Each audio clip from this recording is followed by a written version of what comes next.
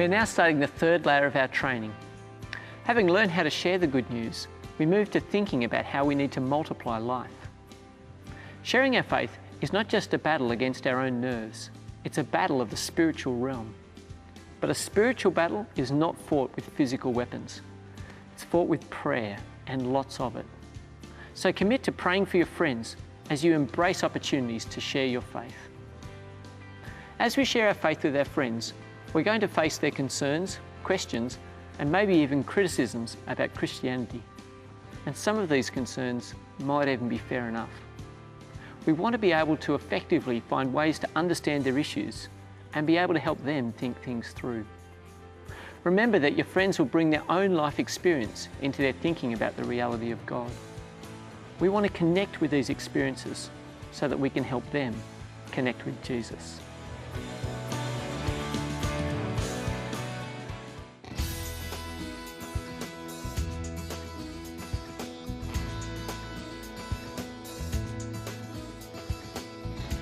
So many books have been written over the years debating the merits and pitfalls of being a Jesus follower. Scholars have studied and written and debated on all the issues, ranging from the authenticity of the Bible through to the engineering problems Noah faced when building his boat. And still, most of them disagree about loads of stuff. You could try and read a book about this every day for the rest of your life, and still, you wouldn't come close to having a grasp on all the issues you may face when sharing your faith. So, sharing Jesus isn't about having all the answers. Often, it's about connecting and listening before we begin to share. This guy called Peter once wrote in the Word, "Always be prepared to give an answer when people ask you about the hope that you have." So, sharing our faith is about being prepared to give an answer for the hope that we have in Jesus and the full life that he offers us. However, Peter also reminds us to do this with gentleness and with respect. If a friend has a view which is contrary to ours, we want to really take the time to listen to how they came to their view of the world. Our objective should be to maintain our humility and to really understand their position so we can seek to show them the relevance of Jesus as the answer to their question. If we can achieve this, then we're going to have laid a really strong foundation for us to build upon as we begin to share our faith.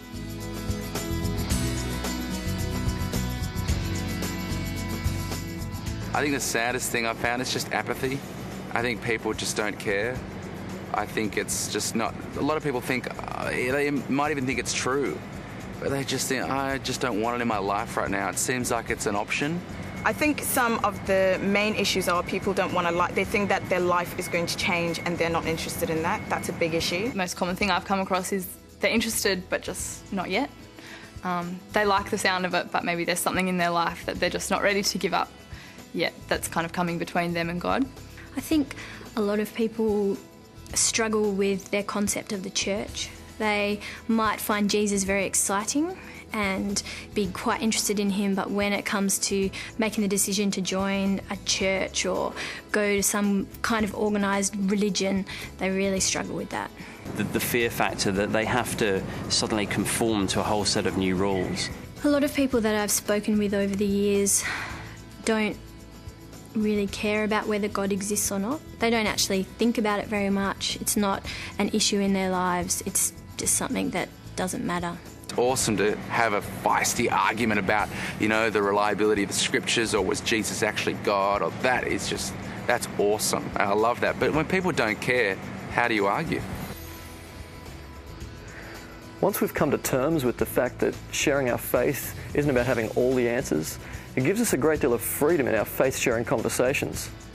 This freedom comes from not feeling threatened by our friends' questions and doubts and criticisms, or even their apathy. Instead of seeing these things as threats, we begin to see them as springboards that can move our conversations towards Jesus, who claimed to be the way and the truth and the life.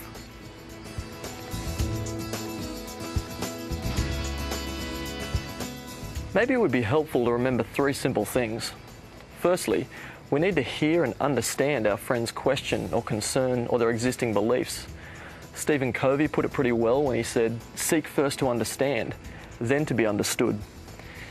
Secondly, if our friend has a question and we don't know the answer, we just need to be honest and say, "I don't know." But thirdly, if it's a serious question and maybe it's standing in the way of them wanting to know more about Jesus, offer to research and read up on the question at hand and promise to return to the conversation when you're more informed.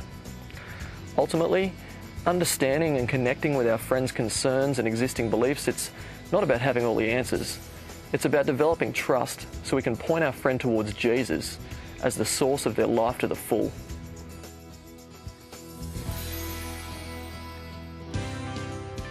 Hopefully by now, you've had a number of opportunities to share your faith. Take a moment to think back to times you have faced hard questions. Maybe it's been things like hypocrisy in the church. Aren't all religions equal? How can my past be forgiven? Or even, is the Bible true? Talk together about how you've handled these kinds of questions and what has worked for you. Our website contains additional material that can help you with a number of these issues. Why don't you make some time to check it out this week?